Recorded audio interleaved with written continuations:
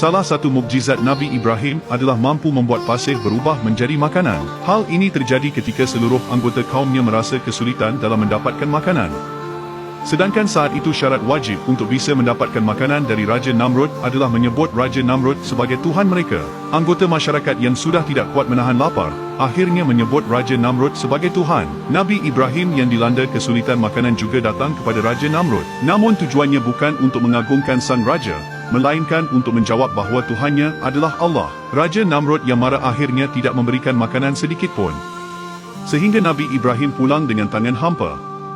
Di perjalanan pulang, Nabi Ibrahim memasukkan pasir ke dalam kantung sampai penuh dan mengaku pada isterinya bahawa itu berisi makanan. Dan benar saja, keesokan harinya Nabi Ibrahim dihidangkan makanan oleh sang isteri yang diambil dari kantung yang dibawanya kemarin. Ketika Nabi Ibrahim mendapat perintah menyampaikan dakwah, orang pertama yang beliau seru adalah ayahnya, Azar, yang merupakan seorang pemahat dan penyembah berhala. Dengan lembut, beliau menasihatinya. Wahai ayahku, mengapa engkau menyembah sesuatu yang tidak mendengar, tidak melihat, dan tidak dapat menolongmu? Beliau menjelaskan bahwa nasihatnya lahir dari kasih sayang, agar ayahnya tidak tertimpa azab Allah. Sesungguhnya aku khawatir bahwa engkau akan ditimpa azab dari Tuhan yang Maha Pemurah, sehingga engkau menjadi kawan bagi setan. Namun ayahnya menolak dan justru mengancamnya. Bencikah kamu kepada Tuhan-Tuhanku, hai Ibrahim? Jika kamu tidak berhenti, niscaya aku akan merajammu. Pergilah dariku untuk waktu yang lama. Meski diperlakukan kasar, Nabi Ibrahim tetap lembut dan tak membalas dengan keburukan. Semoga keselamatan dilimpahkan kepadamu. Aku akan memintakan ampun bagimu kepada Tuhanku. Sesungguhnya dia sangat baik kepadaku. Namun, Azar tetap dalam kesesatannya. Saat jelas permusuhannya terhadap dakwah, Nabi Ibrahim pun berlepas diri darinya. Beliau kemudian berhijrah ke beberapa tempat untuk menyebarkan ajaran tauhid. Nabi Ibrahim alaihissalam dengan penuh keyakinan memasuki kuil tersebut. Tidak seorang pun mengenalnya karena ia berasal dari luar Babilonia, namun kehadirannya segera menarik perhatian. Dengan langkah pasti, Nabi Ibrahim alaihissalam mendekati patung-patung besar itu, sesuatu yang dianggap mustahil oleh penduduk Babilonia. Mereka percaya bahwa mendekati patung saja bisa mendatangkan kutukan, apalagi menyentuhnya. Namun Nabi Ibrahim terus berjalan mendekat, matanya fokus pada altar di mana sesajen-sesajen diletakkan. Tanpa ragu, Nabi Ibrahim alaihissalam mengambil sebuah apel yang telah disajikan di depan patung. Para penyembah menahan napas, tidak percaya bahwa ada seseorang yang berani mengambil sesajen itu. Namun Nabi Ibrahim tidak berhenti di situ. Ia menggigit apel tersebut dan sambil mengunyah, ia menatap patung-patung dengan tatapan penuh tantangan. Wahai yang dianggap Tuhan oleh masyarakat Babilonia, seru Nabi Ibrahim alaihissalam dengan suara lantang, aku telah mengambil apelmu, apakah kau tidak marah? Keheningan menyelimuti kuil. Patung itu tentu saja tidak merespons. Nabi Ibrahim alaihissalam mengulangi lagi dengan suara yang lebih keras, wahai yang dianggap Tuhan oleh masyarakat Babilonia, aku telah memakan apelmu, mengapa kau tidak marah? Sekali lagi tidak ada respons dari patung itu. Para penyembah mulai saling berpandangan dengan penuh kebingungan dan ketakutan. Mereka telah hidup dengan keyakinan bahwa patung-patung ini memiliki kekuatan ilahi, tetapi mengapa mereka tidak menunjukkan kemarahan? Untuk ketiga kalinya, Nabi Ibrahim alaihissalam menghadap patung besar itu dan berseru, wahai yang dianggap Tuhan oleh masyarakat Babilonia, aku telah mengambil dan memakan sesajenmu. Mengapa kau diam saja? Namun patung itu tetap bisu, tidak mampu melakukan apapun. Pada titik ini, para penyembah mulai merasa gelisah. Kepercayaan mereka mulai goyah, tetapi mereka belum berani mengungkapkan keraguan mereka.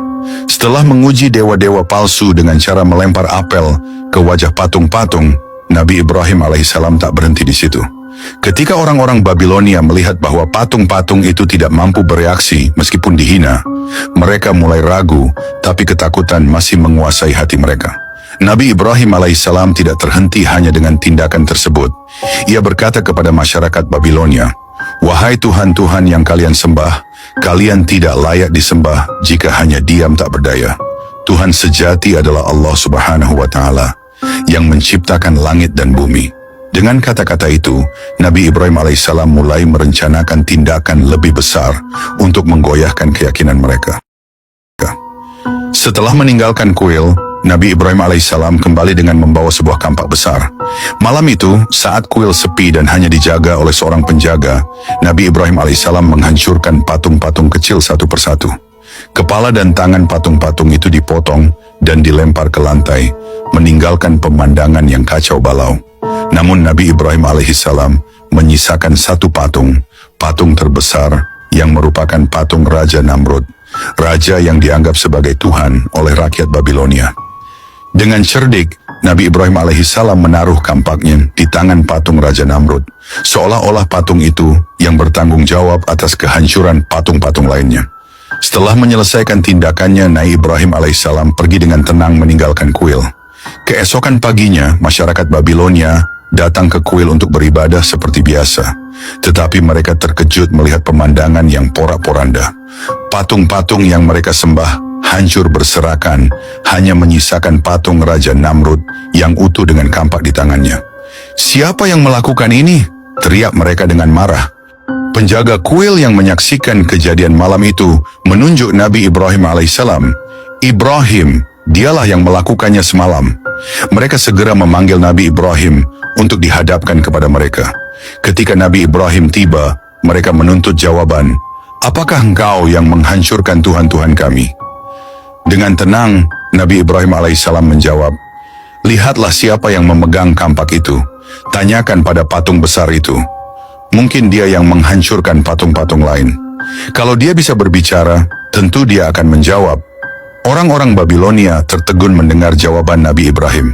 Beberapa mulai berpikir bahwa mungkin memang benar patung-patung ini hanyalah buatan manusia yang tidak bisa apa-apa. Namun, sebagian lain tetap terjebak dalam keyakinan mereka dan merasa terhina.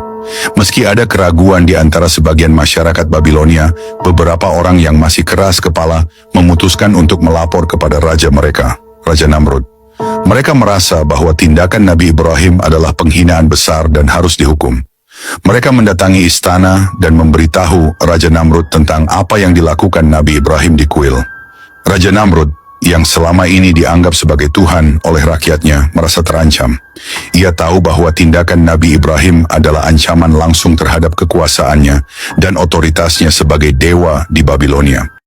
Tanpa ragu, ia memerintahkan agar Nabi Ibrahim alaihissalam dibawa ke istananya untuk diadili. Nabi Ibrahim alaihissalam, yang sudah siap menghadapi konsekuensi dari tindakannya, berkata kepada para utusan Raja Namrud, "Tidak perlu kalian melapor kepada rajamu, aku akan datang sendiri ke istana." Pagi itu Nabi Ibrahim dengan penuh keberanian berjalan menuju istana Raja Namrud. Tempat raja duduk di singgasananya, dikelilingi oleh rakyat yang selalu menyembahnya dan memohon bantuan darinya. Setiap hari istana penuh dengan orang-orang yang meminta makan, perlindungan, atau kekayaan dari Raja Namrud, menganggapnya sebagai dewa yang mampu memenuhi segala kebutuhan mereka. Namun hari itu akan berbeda. Nabi Ibrahim alaihissalam datang bukan untuk memohon, melainkan untuk menghadapi Raja Namrud dengan kebenaran yang hakiki. Ketika dia tiba di hadapan Raja Namrud, semua mata tertuju padanya.